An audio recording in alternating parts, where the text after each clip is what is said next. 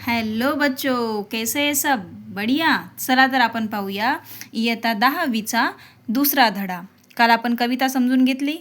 तुम्ही चॅनलला सबस्क्राईब केलेला आहेच आणि ज्यांनी केलेलं नसेल त्यांनी लवकरात लवकर चॅनलला सबस्क्राईब करून घ्या, म्हणजे तुम्हाला इयत्ता 10वीचा इंग्रजी विषयाचा पूर्ण सिलेबस एकाच चॅनलवरती मिळेल. An encounter of a special kind आपण समजून घेऊया. एक विशेष प्रकारची त्या ठिकाणी लेखकांची भेट. My father was a medical professional working for a private company in Raniganj in West Bengal. The officers of the company were housed in individuals bungalows inside the large campus. याचा अर्थ, माझे वडील पश्चिम बंगालमधील राणीगंज येथील एका खाजगी कंपनीमध्ये वैद्यकीय व्यावसायिक होते आणि त्या ठिकाणी त्यांच्या कंपनीच्या अधिकाऱ्यांची राहण्याची त्या ठिकाणी जी व्यवस्था आहे ती व्यवस्था एका मोठ्या बंगलोजमध्ये करण्यात आलेली होती आणि त्यामध्ये तिथला जो परिसर होता तो आपण डिस्कस करूया. The officers club was the adjust to the boundary wall of our garden. The compound was luxurious with green grass, colorful flower, and host of tall and majestic trees. The seasonable vegetables in the kitchen gardens of the household and the magnificent trees constantly attracted squirrels and many species of birds. A group of langurs had even made their den in an aswastha tree. Nearby, they had all become a part and parcel of our existence and daily life. म्हणजेच त्या ठिकाणी जो परिसर होता तो एकदम स्वच्छ होता. पूर्ण भिंतीच्या साईडला त्या ठिकाणी हिरवेगार गवत होते, रंगीबिरंगी फुलं होते, असंख्य उंच भव्य झाडामुळे ते आवार खूप सुंदर दिसत होते. कोणाला नाही आवडणार इतक्या सुंदर वातावरणामध्ये राहायला, मन मोहून टाकायला.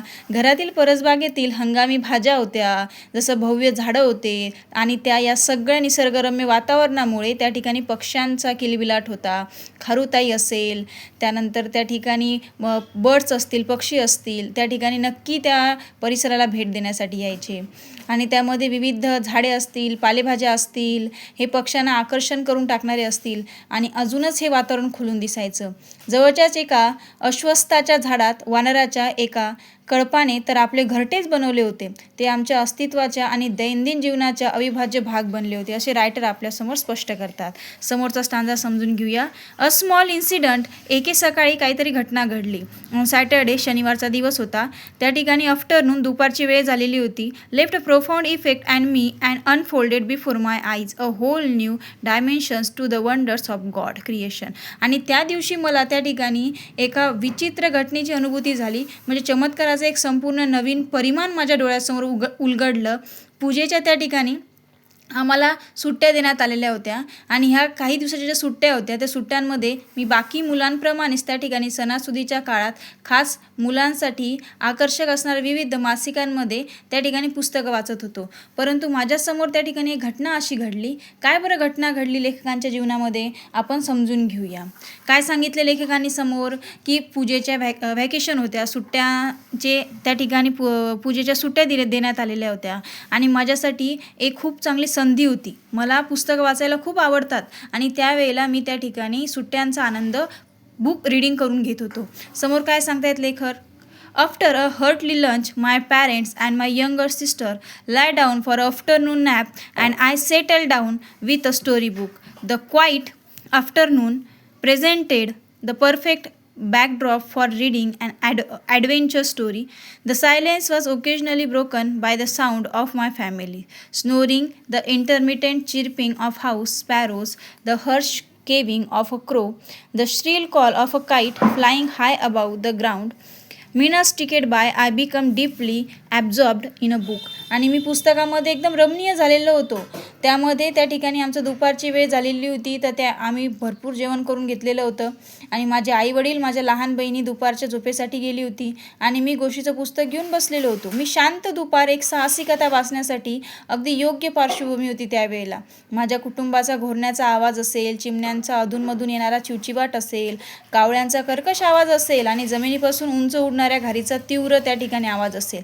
या सगळ्या त्या ठिकाणी असणाऱ्या वातावरणामध्ये मी एकदम तल्लीन होऊन घेऊन रमून जाऊन माझं पुस्तक मी वाचत होतो. परंतु काय सडनली अचानक काय झालं, I heard a group of stray dogs barking furiously in the distance. आपल्याला सुद्धा असं होतं ना, आपण झोपलेलो असोल, काहीतरी कोणत्या तरी गोष्टीमध्ये त्या ठिकाणी मन रमलेलं असेल आणि अचानकच कुत्र्यांचा भुंकण्याचा आवाज आला असेल तर आपण सरप्राईज होतो. लेखकांसोबत सुद्धा तसंच झालं. लेखक एकदम सरप्राईज झाले. I chose to ignore the commotions, thinking that the pack of dogs might have cornered a helpless pig. But soon the barking became louder and more aggressive. मला असं वाटलं कदाचित एखादं पीकचं त्या ठिकाणी पीक असेल आणि त्यामुळे कदाचित कुत्रे एवढ्या जोराजोरात भुंकत असतील. परंतु ज्यावेळेला कुत्र्यांचा भुंकण्याचा आवाज अधिकच झाला त्यावेळेला मी क्युरियस झालो. मला कुतूहल वाटलं की हा आवाज का बरं वाढत असेल. मग बट सून मी थोड्या वेळ त्या ठिकाणी थबकलो आणि पाहिलं काय बघतोय मी. The barking become louder and more aggressive and the alarm craving of flock of crows added to the cacophony. I also heard the disturbance approaching closer. Curiosity got the better of me. Leaving the book aside, I rushed to the veranda to see what was going on. आणि ज्या वेळेला त्या ठिकाणी लेखक गेले त्यांनी काय पाहिलं. त्यांनी पाहिलं त्या ठिकाणी एक छोटंसं पिल्लू होतं त्या ठिकाणी आणि कुत्रे त्या ठिकाणी त्या असणाऱ्या त्या लंगूरच्या पिल्लावरती खूप जोरात भुंकत होते. उत्सुकता अनावर झाल्याने पुस्तक बाजूला ठेवलं मी आणि त्या ठिकाणी चालत गेलो ते पाहण्यासाठी. आणि व्हरांड्यापर्यंत त्या ठिकाणी मी धाव घेतली आणि काय पाहिलं मी. I glance toward the roof of the club house and saw something horrible. मी भयंकर अशी एक घटना पाडली. अ बिग मेल लंगूर, एक खूप मोठा आकाराने मेल लंगूर होतं. Apparently the leader of its group was holding a baby langur in his hand and mercilessly beating it all over with a definite intent to kill. आणि त्या ठिकाणी काय मी पाहिलं ते बिग मेल लंगूर काय करत होतं, त्या छोट्याशा पिलाला कुरतडून त्याच्या नखाने मारून टाकण्याचा प्रयत्न करत होतं. आणि अशाच पद्धतीने तुम्हाला माहिती असेल की जो बोक्या राहतो त्या ठिकाणी, तो बोक्या काय करतो, त्या बोक्याला त्या ठिकाणी त्याला पिल्लू आढळलं कोठेसुद्धा तर तो त्या ठिकाणी त्या बोक्याच्या पिल्लाला कधी जिवंत ठेवत नाही. असं का बरं होत असेल. कारण त्यांच्या जमातीमध्ये एक समज असतो की भविष्यामध्ये जाऊन हा लीडर बनेल, नेता बनेल आणि मग आमचं अस्तित्व धोक्यात येईल. म्हणून ते कधीच त्या ठिकाणी मेल लंगूर असेल, त्या ठिकाणी बोका असेल, ते कधीच त्या पिल्लाला जिवंत ठेवत नाही, ते मारून टाकतात. The helpless mother of the baby and other lesser members of the langur group were scattered on the roofs of the buildings nearby watching the baby being killed. I recall the terrible customs in the animal clan according to which a dominant male usually does not allow another male baby or adult to survive within its group. आणि त्या ठिकाणी ते निस्तब पडलेलं ते छोटंसं baby लंगूरचं त्या ठिकाणी पिल्लू त्या माकडाला आपल्या हाताने धरलेलं होतं आणि त्याला ठार मारण्याचा पक्क्या इराद्याने निर्दयीपणे सर्वत्र ते चावत होतं त्याला. त्या पिल्लाची असहाय्य आई आणि लंगूर कळपातील इतर लहान सदस्य जवळच्या इमारतीच्या छतावर विखुरलेले होते आणि त्या पिल्लाला मारले जात असल्याने ते पाहत होते. मला प्राण्यांच्या कळपातील एक भयंकर प्रथेची आठवण त्या दिवशी झाली आणि मला त्या ठिकाणी आश्चर्यचकित असं वाटलं की सगळे लोक त्या ठिकाणी बघत होते आणि कळपातील एक प्रबळ नर सहसा आपल्या कळपात दुसऱ्या नर पिल्लाला किंवा प्रौढ माकडाला जगू देत नाही, हे त्या दिवशी माझ्यासमोर स्पष्ट झालं. मला कळालं नाही एका वेळेला मी काय करायला पाहिजे. परंतु विदाऊट लॉजिंग एनी टाईम, की वेळ न दवडता, आय गॅदर अ स्टोन, मी त्या ठिकाणी खडे जमा केले. ओरडलो, स्टिक्स त्या ठिकाणी काठ्या जमा केल्या. In one hand and hurled the piece of stone at the murdering langur. आणि त्या ठिकाणी मी काय करण्याचा प्रयत्न केला की वेळ न घालवता मी काय केलं, मी एका हातात एक जाडी काठी घेतली आणि धुमाकूळ घालणाऱ्या एका वानराचा तुकडा त्या ठिकाणी त्या वानरावरती लाकडाचा तुकडा फेकला. ते वानर इतके संतापले की त्याने माझ्या हल्ल्याकडे जवळजवळ लक्षच दिले नाही. पण मग मी सुद्धा त्या ठिकाणी आणखी दगड फेकायला सुरुवात केली. कुत्र्यांनी त्यांच्या ओरडण्याचा आवाज परत वाढवला, जसं की ते मला सहाय्य करत होते, मदत करत होते. परंतु मला कळत होतं की जसं ते मेल लंगूरच्या हातामधून ते पिल्लू पडणार, कुत्रे त्याच्यावरती त्या ठिकाणी आक्रमण करणार, म्हणून कदाचित त्यांचा आवाज वाढत असावा. The langur was so infrented that it hardly took any notice of my assault, but then I started throwing more stones. The dogs on their part raised their pitch of cry. The changed circumstances and the sudden unexpected attack from unknown quarters forced the langur to drop the baby from the sloping roof over the veranda. The baby was listless and appeared to be dead.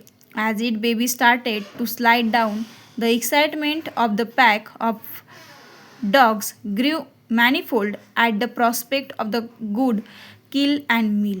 त्या ठिकाणी माझ्या त्या दिवशी लक्षात आलं, बदललेली परिस्थिती असेल.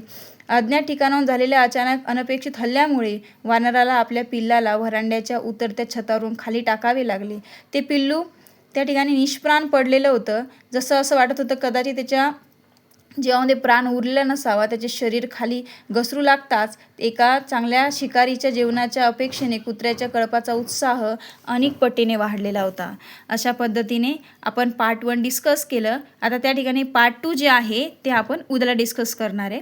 तर या ठिकाणी तुम्हाला कळालं असेल की आपल्याला रोज नवीन त्या ठिकाणी एक धडा शिकायला मिळत आहे. चॅनलला सबस्क्राईब करा.